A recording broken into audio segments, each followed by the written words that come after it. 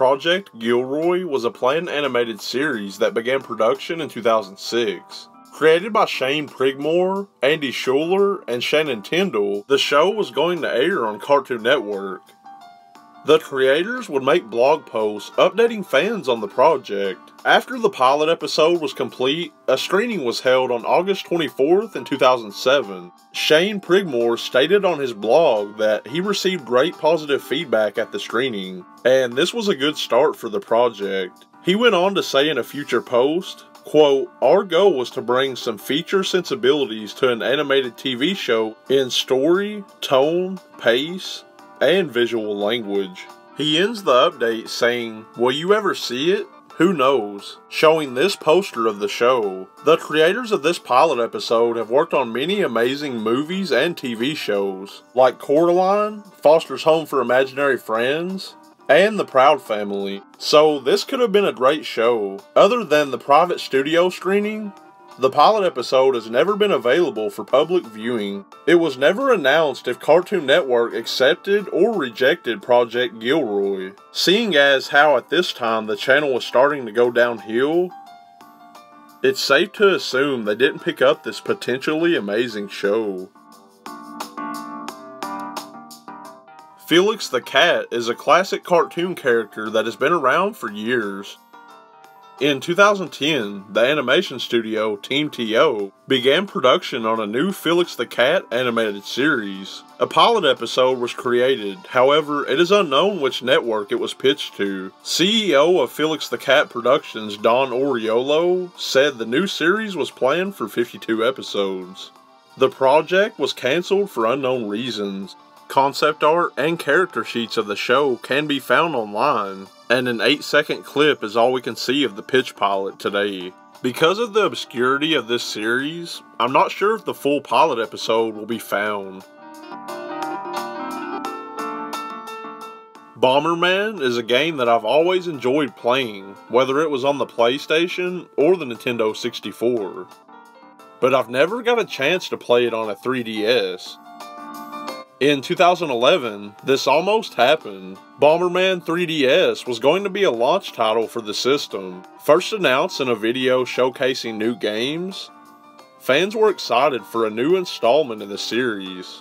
A flyer from Japan made for the game explains that Bomberman was on a mission to save Central City from a robotics corporation. This may have caused him to be turned into a robot as well. Gameplay is comparable to Bomberman 64, and also available was a battle mode where you can fight other characters. An interesting thing to note about the game is Bomberman would have a health bar instead of the usual health stock. The game was shown off at E3 in 2011, but unfortunately, after Hudson Soft merged with Konami, Bomberman 3DS was cancelled. Fans would have to wait 6 years until the next Bomberman release, with Super Bomberman R on the Nintendo Switch.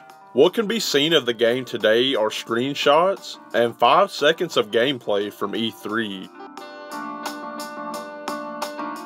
When it comes to classic Disney films, Dumbo is one of my favorites. I've watched the movie 3 or 4 times while growing up, but I was completely unaware that a sequel almost happened. Dumbo II was planned to be released in 2001. This is quite shocking as the original film was created in 1941, 60 years prior. The film was set to take place one day after the events of Dumbo.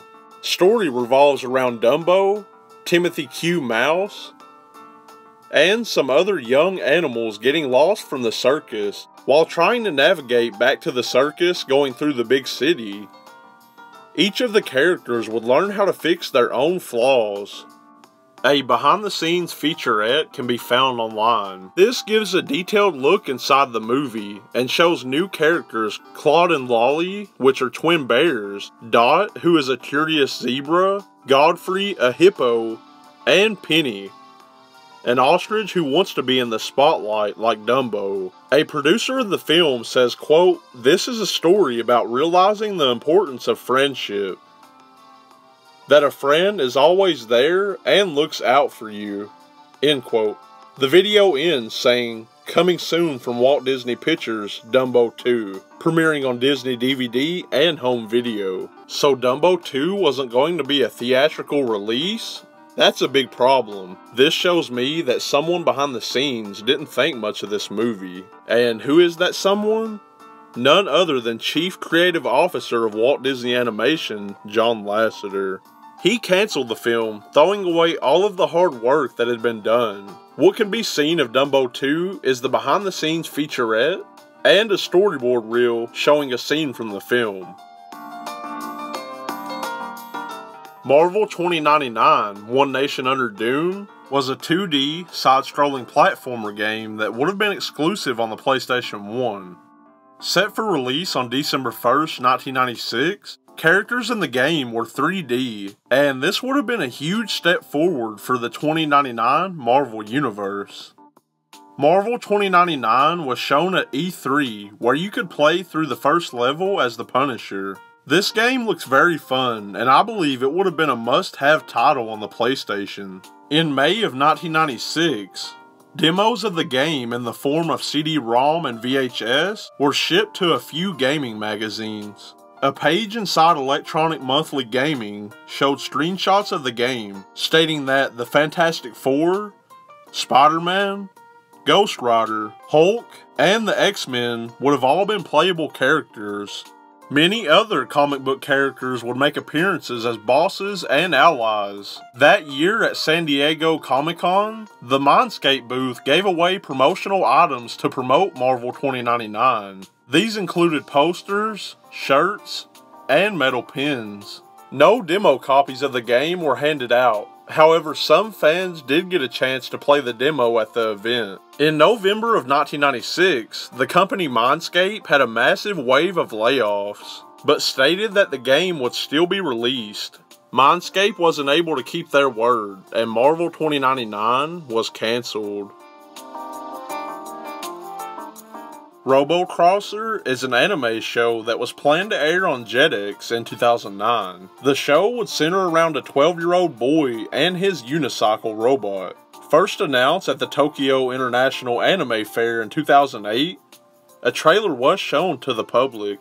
Unfortunately, before the series could get on the ground and running, it was cancelled. The company Telecom never gave a solid answer on the reason for cancellation. What's interesting about Robocrosser is that the project had been in the making since 2004. Telecom used to share storyboards for the show on their website.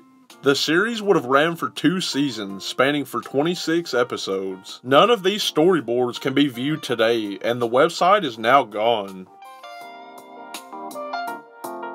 Plano is a platformer game that was released on the PlayStation in 1997, showcasing some great gameplay mechanics and storylines.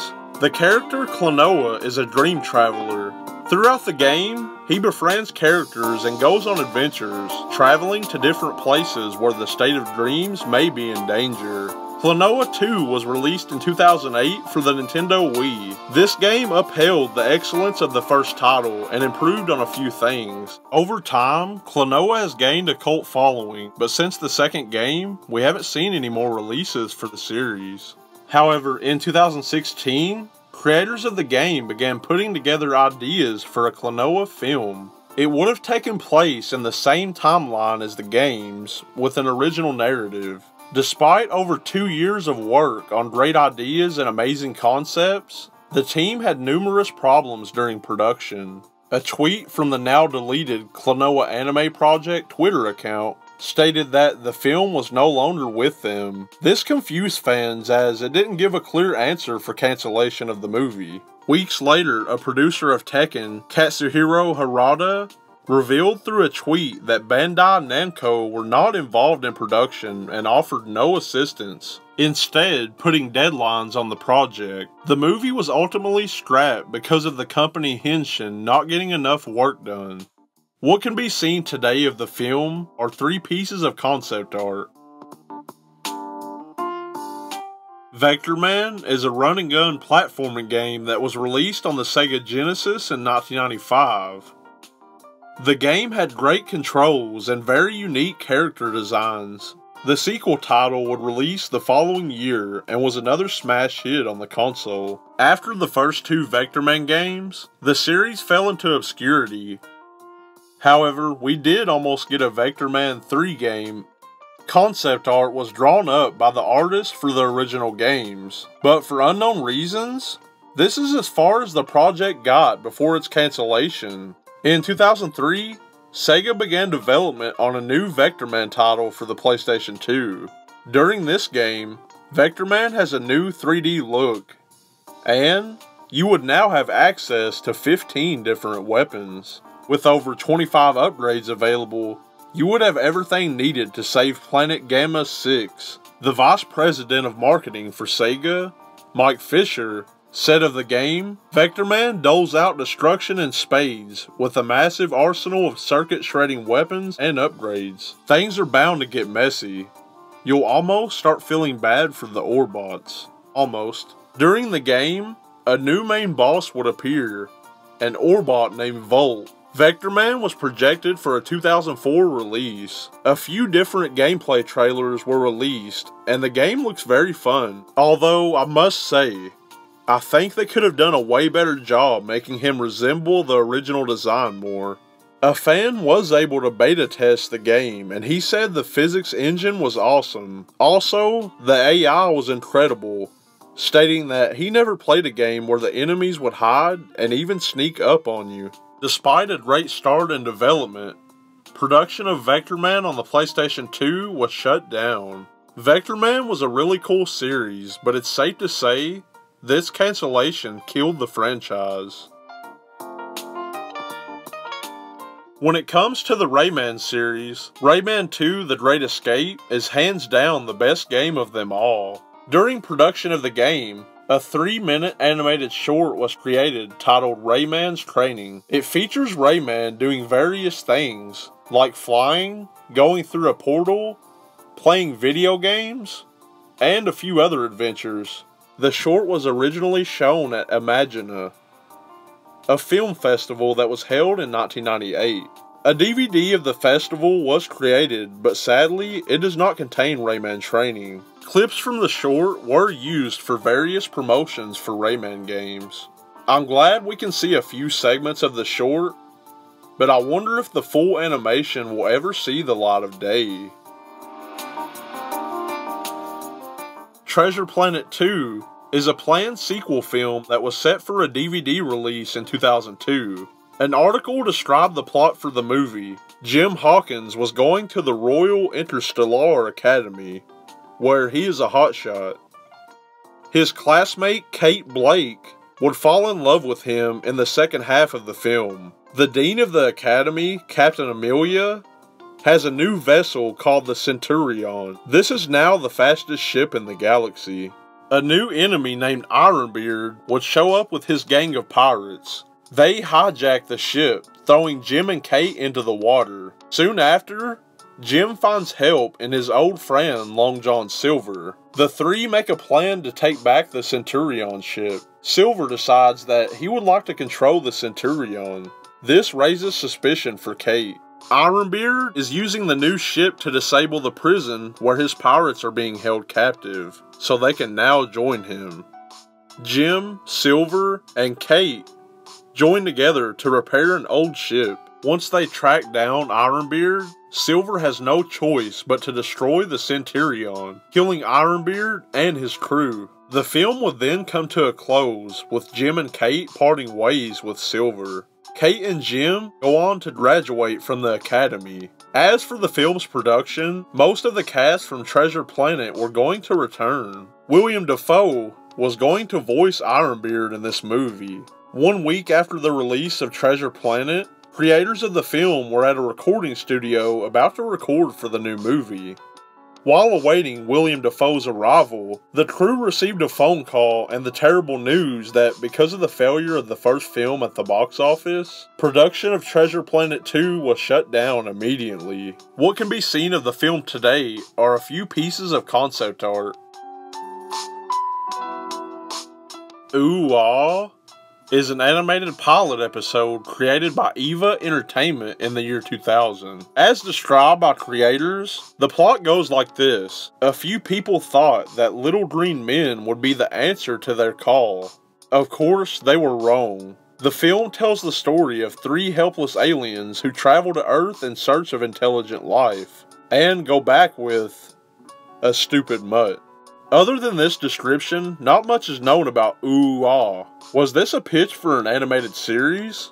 Or was it just a short cartoon film? This remains a mystery. It's said that this cartoon did air, but the network it appeared on is unknown. All that can be seen of the episode is 3 pieces of concept art.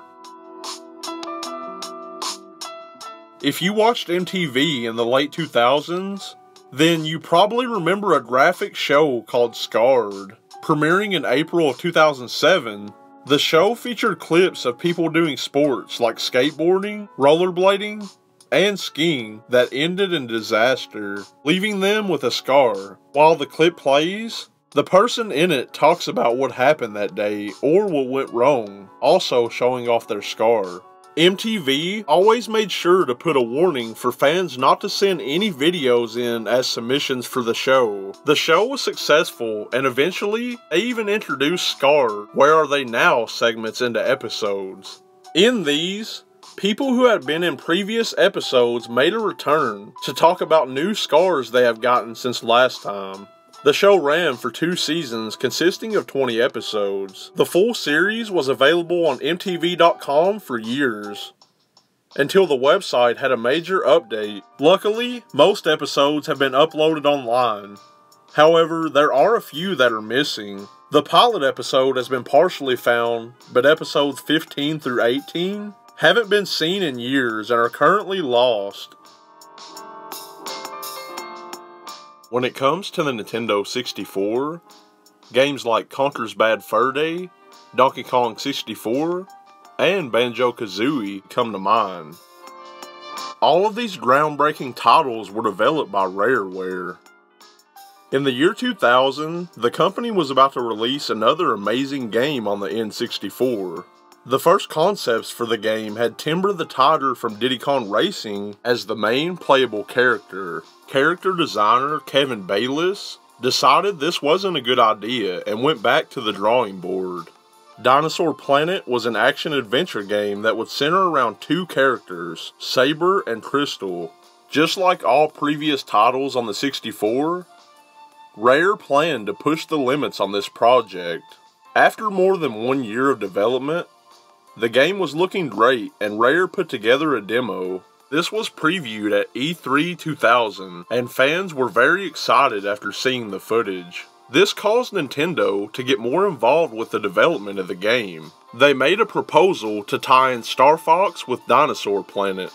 Rare thought this was a great idea, and agreed right away. Shigeru Miyamoto and artist Takaya Imamura promptly got to work implementing Star Fox into the game with new designs. An executive decision was made. The projected main character Saber was ultimately changed to Fox McCloud. Crystal was cut down from a main character to a very small role in the final version. Because of these integral changes, entire scenes were removed from the game, including the final boss battle. As the Nintendo 64's lifespan was coming to an end, the project was retooled into Star Fox Adventures and released on the GameCube in 2002, receiving mostly positive reviews. For years, we could only see one video of the 64 version, and this was the first concept with Saber and Crystal as the main characters. That is, until a couple weeks ago on February 20th, when a collector purchased a final build of the game and dumped it online. In this new footage, we can finally see how it would have been playing as Fox. Gameplay looks very fun, and I believe we needed this game in the N64 library. Dinosaur Planet should have been released instead of Star Fox Adventures. This would have been another groundbreaking title from Rare that could still be enjoyed today by N64 fans. Even though Star Fox Adventures is a good game, it gets lost in the shuffle in the GameCube library and isn't very memorable. Ghost Stories is an anime about a girl named Satsuki Miyanoshita. After moving to a new town, she makes friends at school and they discover a haunted abandoned building. The story turns when it's revealed that Satsuki's mother has been capturing ghosts who haunted the school. Airing in 2000, the show ran for over a year, producing 20 episodes. There is an episode titled, Am I Beautiful Koshisaki Onna? This refers to an urban legend. It's about a slip-mouthed woman who stalks a certain area while wearing an overcoat plus a surgical mask. She asks people if she is beautiful and kills them immediately after they answer, no matter if it was yes or no. Set to air on November 5th, 2000, this would have been the third episode of the series. After previews of the episode were shown a week prior to its air date, parents began calling in to express concern about the disfigured look of the slip-mouthed woman. Because of this, Fuji TV decided it was best to pull the episode. All that can be seen of this lost episode today is a 15-second preview. Legacy of Kane, Dead Son is an action-adventure game that began production in 2009 under the codename Black Cloth. This would be the 6th game in the Legacy of Kane series. The game centers around a vampire named Kane and human named Asher. Their souls are fused together while traveling through Nosgoth. A main storyline in Dead Son revolved around the character of the Elder God and a mystery about a vampire child. These events take place many years after Soul Reaver. Everything seemed well thought out as the story was set to change from a quest for revenge to an adventure that would save the world. Square Enix planned to release the game on the PlayStation 3, PC, and Xbox 360. Gameplay is heavily inspired by the 1999 title, Legacy of Kane, Soul Reaver. Dead Son would feature an open world and all new violent fighting mechanics. A codex was implemented giving you a history of all worlds inside the game. After defeating opponents and bosses, you collect souls that can be exchanged for character upgrades. Developers made good use of the Unreal Engine 3, and the game was looking spectacular. Later in production, it was decided that this would be a PlayStation 4 launch title. After 3 years of development and a great looking game almost finished, Legacy of Kane, Dead Son was cancelled. Square Enix Europe said of the cancelled game, Dead Son just wasn't the right game at the time. Instead, Square kept the build from the multiplayer version and turned it into a free-to-play PC game called Nosgoth. This was the wrong decision to make, and people at the company know this. Many articles were written criticizing the company for cancelling the game and ruining the Legacy of Kane franchise. This would have definitely encouraged me to buy a PlayStation 4 on launch. If I'm ever asked of an example of wasted potential, I'm pointing at Legacy of Kane, Dead Son. Just like what happened with Dinosaur Planet, I hope someone releases a build of this game one day because I'll be the first one to play it. That is, 15 interesting pieces of lost media. Let me know in the comment section down below which piece interested you the most. And also, feel free to leave suggestions for a future list. Subscribe to the channel for more videos just like this. Have a good day everyone, and until next time, stay up late productions.